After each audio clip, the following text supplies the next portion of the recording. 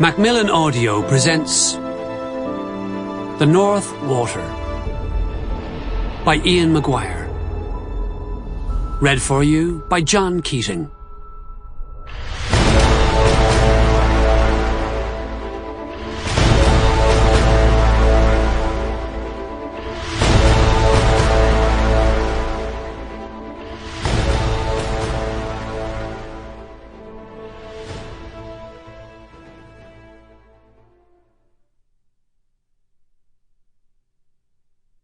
Chapter 1.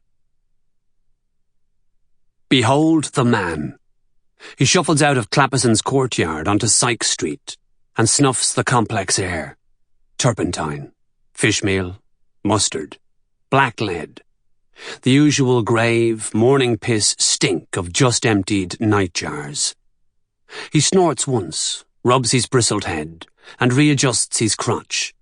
He sniffs his fingers, then slowly sucks each one in turn, drawing off the last remnants, getting his final money's worth.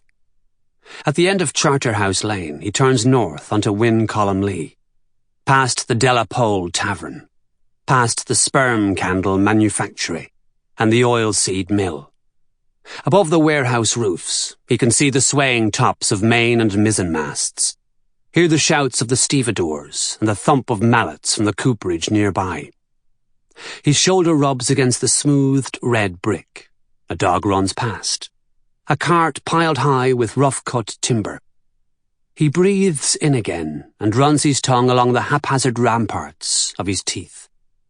He senses a fresh need, small but insistent, arising inside him. A new requirement, aching to be met. His ship leaves at first light, but before then, there is something that must be done. He peers around and for a moment wonders what it is.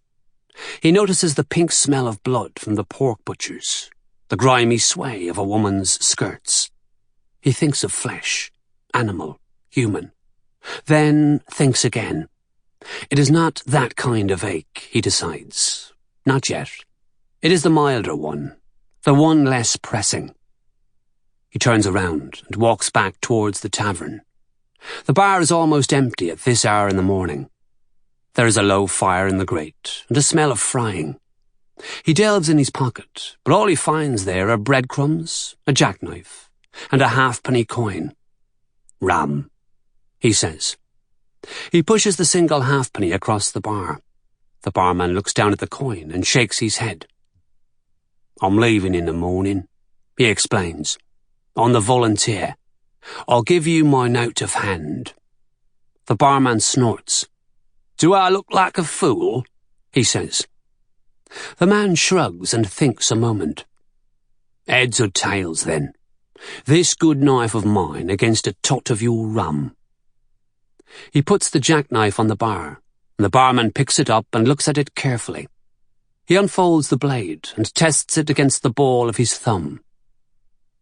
It's a fine knife, that one, the man says, and never failed me yet. The barman takes a shilling from his pocket and shows it. He tosses the coin and slaps it down hard. They both look. The barman nods, picks up the knife, and stows it in his waistcoat pocket. And now you can fuck off, he says. The man's expression doesn't alter. He shows no sign of irritation or surprise.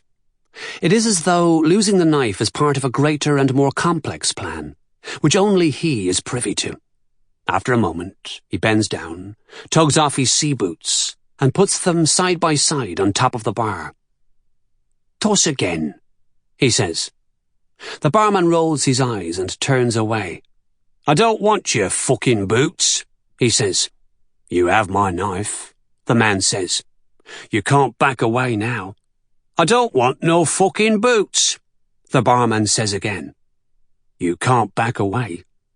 I'll do whatever the fuck I like, the barman says. There's a Shetlander leaning at the other end of the bar watching them. He's wearing a stocking cap and canvas breeches caked with filth. His eyes are red and... Sample complete. Ready to continue?